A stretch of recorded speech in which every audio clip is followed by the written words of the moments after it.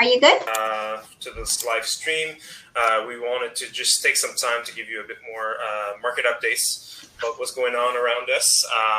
Of course, Doug Ford, the Prime Minister, and everything are keeping us well informed about what they're doing in terms of the social distancing. We're trying to do that to you, hopefully on a weekly basis, to kind of keep you up to date with what's going on more in the real estate and mortgage world. So again, welcome again, Adriana, to today's stream. And so we wanted to take on a few topics. I'll let you kick it off. I think you wanted to discuss something about how do you adapt in today's market. I know we talked about that a little bit last week. Yeah. But tell us a little bit more. I'm sure there's things that have changed. Maybe there's a few things that have come your way that will help you to do business a little bit better. Right. Yes. So welcome, everybody. Thanks for joining us. If you feel free to ask any questions, but I'm pretty sure that you guys wanted to know, how are you guys doing your business, right? So for everybody, change is not easy. So moving from one place to another place, right? It's not easy. Changing jobs. Everything needs to have a process, and we were not expecting this to happen to us. So we have been able to adapt very quickly. And so as we mentioned last time, we're mostly using technology in our favor, trying to do the virtual open houses and tours with our clients. So some agents, what we're doing is that we're going ourselves and doing a video tour of the property and going into detail, and the client will be at home watching it, and they're going to say, show me this, show me this.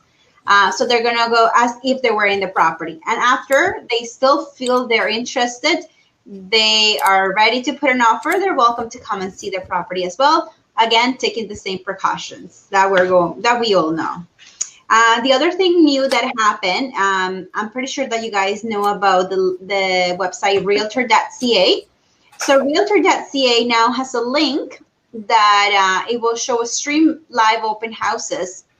So if you guys go and play around with realtor.ca, just check where it says open houses, and you can find either open houses for rent. Usually we never did open houses for leases or rent, but now, you know, instead of going out, you could see the open house for a lease, for a property that's for rent. So we're doing that, and for sale. So you click on the checkbox where it says open houses, and some of us are putting it for like maybe 12 hours or even a short period of time, like from 2 to 4 normally. So check that out. I think it's pretty cool. We're putting it there so we have our videos, and you guys, you know, could see the property from the comfort of your home. Yeah, you guys could have the open house. Yeah, so that's how we're adapting. What about you? How are you adapting in the mortgage world? Well, yeah, like some of you know, well, maybe you know a little bit more of that, but you know, a lot of the times, for a lot of the clients we are required to see them face to face, because we have to make sure, based on the laws governing essentially all mortgage transactions, we have to identify the client, right? So that can be difficult, especially right now. The way we do this is obviously we collect pieces of ID electronically, and we can identify them through a video. Sometimes even I can drive by their home if it's the first time I've ever met them. I'm lucky most of the clients I've already met before, so I've done essentially the identification process ahead of time. But again, that's just a small portion of the way we do business. But the rest of the stuff, you know, I prefer to meet my clients face to face. They know who they're dealing with. It's sometimes communication that way is a lot better than through an email or text message. But I do understand that, especially I think you want to discuss that a little bit later on. The millennials these days, a lot more people are comfortable communicating through text messages or some sort of form of texting or chat online. So for me, it's easy to transition to that. I'm essentially trying to be as available to my clients as possible. But again, mortgage transaction is a big transaction. People want to feel secure, making sure that they're confident with the process and that they know what is going on. You know, it's not buying a pen on Amazon, right? point, it's a lot bigger thing, right? So that's one thing. Sometimes going back to the identification, some of that stuff can be done through a legal counsel, so like a lawyer or some sort of legal counsel that is able to do that for you. Other than that, most of the communication is done electronically in terms of collecting documents and all that stuff. So it's that side of things, it hasn't really changed. Yes. So I was just remembering that last time this week, early this week, I met my clients and they said, "Hey, can we meet somewhere?" And I said, "Where?" And they said, "I'm sorry, Tim Hortons is closed. Oh, Starbucks is closed. My office is closed." And then the house, there's a lot of people there. My house, I have my family too. So I said, no, we have a program. We could do it online. And it was very successful. And at the same time, when I'm sharing analysis, because they want to know, my clients, especially buyers and sellers, they want to see the price analysis, how I do it. So there's so many programs out there now that I'm just sending a video where they could see my little face at the bottom, and then they could see my whole screen with what I'm talking about. And it's more visual for them. So, and it's pretty easy to make, and they could just look at the video whenever they have time. So it's great as well. So yeah, just utilizing technology for our benefit. For sure. Which system is that? Like, is that something that's like available for everyone, or is there a specific? There are some that you have to pay for, but one of them, the one that I used, is Loom. So if anybody out there wants to communicate or show anything to your family that's far from you, and you want to show them your screen or details from your computer, you guys could do that too. And if you guys are thinking of, getting information, just let me know, or and ask, and contact us at any time.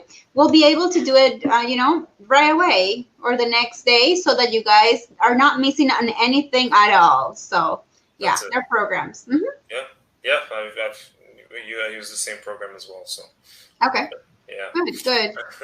And so tell us a bit more about, because I think you've been through many different cycles in terms of real estate, right? So with all of your experience, you've seen some peaks and correction in the market and all that stuff. Can you tell us a little bit more when you've seen an aggressive? I think we both understand what time we were talking about just a few years ago, but the impact of the correction at that time. Tell us a little bit more about that. Yes. So usually in a market, for the market to go very, very high, we goes into peaks and valleys, but usually it takes a market 25 years to go to the peak, right? And then it goes down. But the peak happened in 2016. I don't know if you guys remember, but the properties went up, and that was exactly the year that was a record-setting year for the real estate market, when we had the highest transaction in our history. So the statistics were saying that we were not going to wait for another 25 years. It was said that probably was going to happen. Not in that much scale, but we were thinking about 113,000 transactions. So we were expecting 100,000 for 2020. January started a little slow, and then it picked up so much in February. So it was going to happen. But then the COVID just happened. And that was a correction in the market that nobody was waiting for, right? So it just corrected the market. So prices have dropped a bit, like we talked last time, in a small percentage, 1%, 2%, or even 3%, depending on the location and type of property. For sure. Yeah, so that was one correction that nobody was expecting, but some people were actually waiting for that.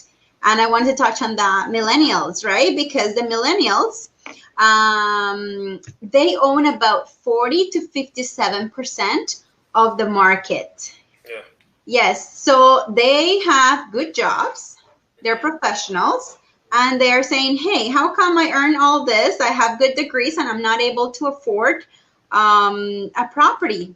So now they're waiting for that time. They were waiting for this time to happen, and it just happened. So we see, well, I could say for myself that I've been working with lots of millennials lately. They were waiting for this to happen, not having to fight with other people for a property. So it's great timing for them. Yeah. Yeah, so that was a correction to answer your questions. That was a correction nobody was waiting for. It also helped with the policies, right? Because the millennials hated all those policies that came up. Again, was it 2018? That so they were put into maybe a lower affordability rate. But again, they were back because they didn't have too much competition. And this leads to my question. What about the interest rates? Have you seen a drop, an increase? I'm sure lots of people want to know about interest rates now. Yeah, so some people who have been following my post, I mentioned that based on what I had, the lowest rate I had available a week ago, it was about 2.49 on an insured mortgage. And I was asking anyone if they wanted or needed more details on that I could share, which can be qualified for that. But essentially, what I've noticed, like I think with the effect of the deferrals, that's all obviously affecting kind of the rates. So the banks were offering very low rates. Now they've kind of like went up to a comfort level in order to kind of like essentially meet in the middle the fact that they're deferring payments, the potential default in their cost as well. So that's more on a fixed rate. But on the variable side, again, the Bank of Canada rate is very low. So whoever is in the variable right now is saving quite a bit of money. I've also alluded to a post in the last couple of weeks where you may want to consider switching to a fixed rate. Reason why you would want to do that, historically, the variable rate has always been lower than the fixed rate, which you're taking a big advantage of it right now. But the fixed rates are lower. So now, if that Bank of Canada rate starts to increase, then perhaps your variable rate will be higher than the current lowest fixed rate. So that's why having a discussion with a mortgage professional like myself who has access to all the different programs on the market that lenders have to offer, you can qualify for potentially a switch from one lender to another. Perhaps if you wanted to refinance in order to pay out some debt right now, it could be a good time. Again, obviously, there's a penalty that you keep in mind. So that's why discussing it and looking at all of the facts, like I can give an idea for these people to, does it even make sense to make the change or not? But again, there are very interesting rates, low rates that are available on the market. So that's something to look into for sure. For millennials trying to buy a home, again, purchase rates right now, insured mortgages, so high ratio. So that means if you have less than 20% down, the rates are very low right now. So that's going to help a lot of your buyers, Adriana, for sure. Yeah, that's great. Yeah. So if we have any millennials watching us now, just, have in mind that corrections may be of your benefit at the moment, right? Because what is expected from the economy, yes, prices may drop briefly, but after everything gets contained, and it's not going to finish right away, but as long as the government contains it and we are able to keep on going, it's going to bounce back. So we're going to be back, right? So if you're thinking of investing and it's your opportunity to purchase, I would say go ahead. It depends on your financial situation as well, right? Sure. Yeah. So talking about that, is it a good time to buy or sell? What do you think?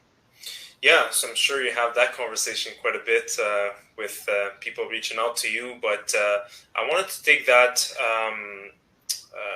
take a step back and really understanding the different things that really tells you if it's a good time or a bad time to buy. So there's a couple types of buyers out there, right? So you have the people that, on the whim, they're, again, financially stable, and on the whim, they can purchase at any time. They just have to have an eye for the right opportunity. But there's some people that have essentially they have excuses to not proceed right away, and they're looking for a perfect opportunity in order to invest in a market. Again, what they're looking for is a decrease or a correction in the market. Again, we've seen more prices and values in homes increase steadily, at a minimum 5%, if not more, percent from like month over month, right? So, when you have the opportunity where the market corrects itself a little bit by even a few percentages, that's the time that you have to take in order to jump on the opportunity to get a home. Again, everyone is not in the same financial situation. So again, if you were impacted financially with income, again, there are lenders out there that have workaround solutions that you can still qualify for a mortgage, even if you've been impacted. But some of them that are still working and still earning their regular income, now, right? Because the houses are probably not going to see another correction like this for a good number of years. So if you're telling me it's still not a good opportunity, then I don't know. Maybe you're just trying to find excuses not to buy. But like, you know what I mean? Like this is an opportunity. There's many other opportunities, like if a house, was on the market for a long time and potentially the buyer couldn't get his financing sorted out, and suddenly the house is back on the market again. Usually that seller just wants to get rid of the house as soon as possible. Then there may be a little bit of a discount there, but you know what I mean? If you're looking at the natural market correction, this is the time. So if you can, go ahead. Yeah, I completely agree with you. So also, if you're thinking that you could, go less 100,000, 50 grand. So maybe it's not going to happen at this time, which is good as well, because people who just purchased, then they will be on deficit, right? So we're going to see a little bit of drop, but not a huge one. So have that in mind if you're thinking of selling and you need to sell at the time. And at the same time, just think, if you're going to sell, you're going to purchase at the same time. So it's not that you're losing and you're not gaining on the other hand. So if you're going to sell for a little less, 10 grand or whatever, let's talk about percentages because everybody's property price is different. Yeah. So if you're going to sell 2% less, you're going to buy at 2% less. So you're not missing out on anything if you're making a move. If you're purchasing, then like Anna said, you're getting a discount. So it is a great opportunity to do it. But as I said, it just all depends on your financial situation, right? So I think that's good. I don't know if you want to talk about anything else.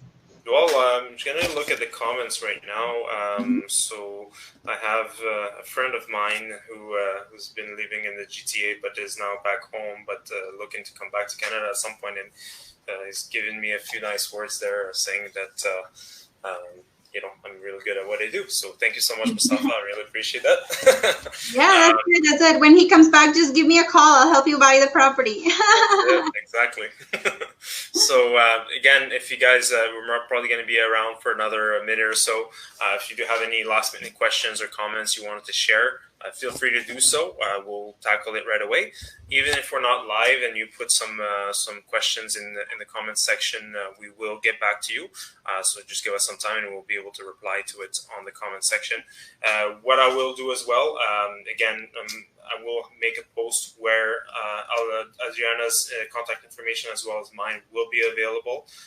So feel free to send us any questions, comments, or anything that you would like, and we definitely will get back to you with an answer.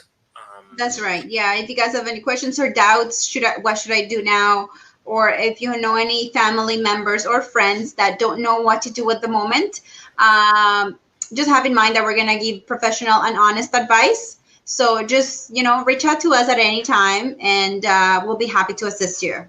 For sure. To assist you, help you. There's a lot of things to talk about, but we just want to make it short and sweet so that we keep you guys in the loop of what's happening. And hopefully you guys tune in next session. Sounds good. Thank you so much, everyone, for watching. And we'll see you guys next week.